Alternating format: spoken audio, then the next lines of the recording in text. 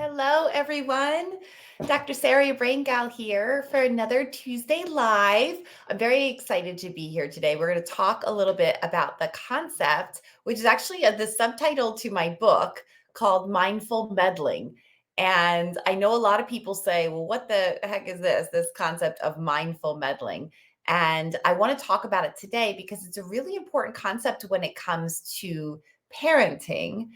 Before I get there, though, I want to tell you a little bit about the different types of parenting because I don't know if many people are aware of the fact that we have different versions of the way that we parent. Some have shown to be a little bit better than others, and I'm going to show you a little bit about those today just to give you an overview really quickly of what different parent styles look like. And when I do this, I want you to think about couple things. One is which parenting style you want to use. But before that, even what parenting style did you grow up with? We've been talking a lot over the last couple weeks about the way you grew up and how that really has an impact on what you think of as a good parent or a good mom, or what that should look like. That dreaded word should, if you ask me, it's a dreaded word. And so I'm going to give you a little bit of a framework for thinking about that a bit today and tell you about mindful meddling. The concept of this mindful meddling is that we are going to meddle. We are absolutely going to meddle in our kids' lives. I'm a meddler by nature. I want everyone around me to be as happy and healthy as they possibly can. And if I could do something about that, I absolutely want to. But I like to be very strategic and very mindful in the way that I meddle because I want to promote the well-being of the people around me, specifically my children, not undermine them or take away their power in any way, shape, or form. So you can meddle, but you want to do that in a mindful way. So I'm going to actually share my screen here a bit so that I can show you what I mean by this.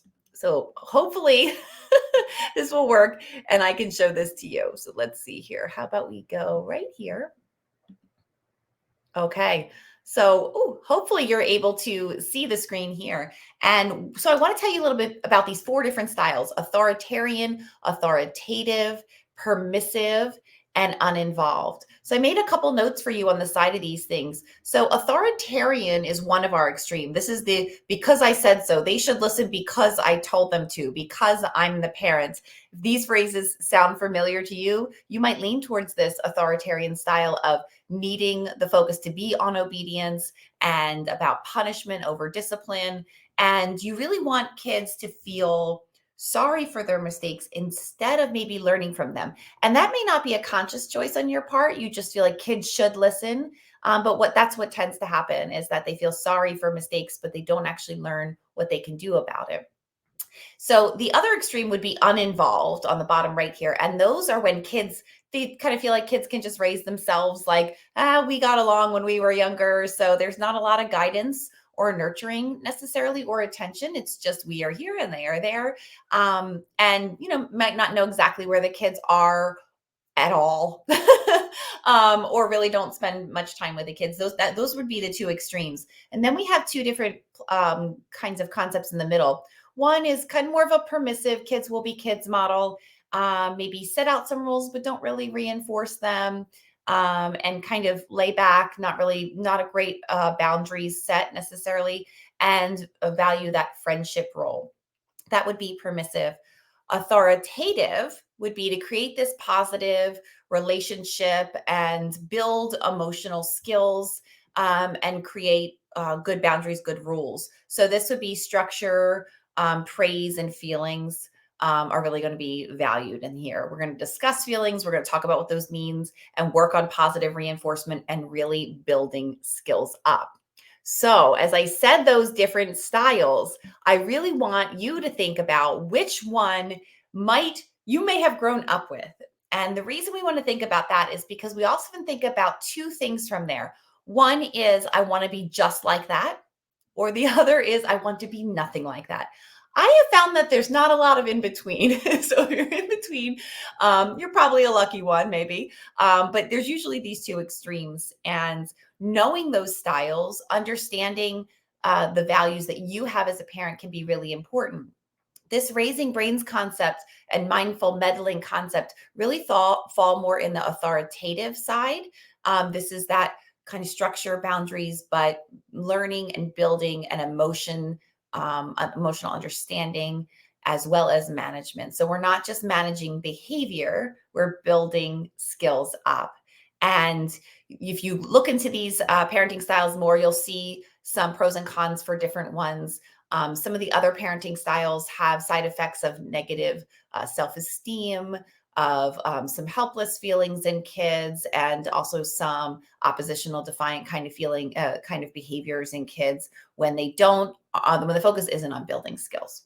So when we're talking about mindful meddling, we're talking about the idea of helping to guide, being mindful in the way that we meddle so that we are actually increasing our kids' skills and promoting independence. Now, I said I do this in all my relationships.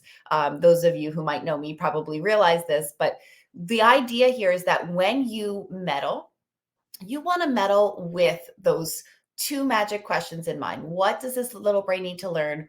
What can I teach this little brain? And how can they learn that would be the third step. So the third step of how can they learn that might be to get their little brains, and is likely to be, to get their little brains to start to think for themselves. So if my son said to me, I don't know what kind of homework I have, I could do one thing, go and open the planner, figure out what it is, call the teacher, and get the homework. Or if I was mindfully meddling, I could say, how would we figure out where our homework was? Where do we look? Oh, we look in our book bag. Okay, show me where you would look for that. You didn't write it down. Well, how could you figure out what your homework was if you didn't write it down? What could you do next? Could you call a friend? Could you email the teacher? This day and age, we are very connected, so that also works. So I am helping him learn how to solve that problem instead of me jumping in and solving the problem for him, because that's not teaching his brain any skills. That is me meddling, not mindfully meddling. And I'll give you another example. I'll use my daughter, for example. If I'm thinking about my daughter and she has a fight with some friends, she comes home really upset and tells me, about how they had this big fight and somebody called her a name, and they yelled and screamed at her and she left. I could call that mom, call that friend, tell her never to talk to that friend again. How could she? How could she do that? I could do all of that, which would be meddling. Or I could say to her, wow, that sounds like a really big fight. What happened? Can you tell me more about it? Do you think she meant to, is that her intent to upset you? Do you think you might have upset her? What could you do to repair that relationship now? Is it worth repairing? Why or why not? Now I'm taking the time to really walk through those social skills and those social communication skills. So we're either going to build some social emotional skills here and decide, wow, this is a friend that I really want some boundaries with. Or we're going to decide, wow, I might have been a part of this. And how do I communicate how that made me feel and what I need out of that relationship, and help my friend tell me what they need out of that relationship? That's a mindful meddling approach versus a meddling approach, which is yelling and screaming about it, calling the other parent, or calling the friend, which I've also seen. So we want to use all of these times that our kids have these problems as teachable moments. And we want to mindfully meddle in those teachable moments. We want to help guide our kids, not fix and save things for them. And that's the way we start to build skills in our kiddos. And that's the way we raise brains. So I hope you learned a lot today. There's lots more information about those parenting styles, of course. You can look those up. You can also look on some of our other lives and on my website too. And of course, just message me or email me if you need any more information, or you can get on our email list, because we just talked about some of these styles as well this week. And you can go to just my website, brainbehaviorbridge.com, and there's a spot that you can just go ahead and sign up, and we'll send those to you free at least twice a week. So hopefully we'll see you then. Again, any questions, DM me, or you can email me or message me, however you want to reach me. And it was nice seeing you all today. And I hope you learned something about raising brains and how to mindfully meddle when you do it.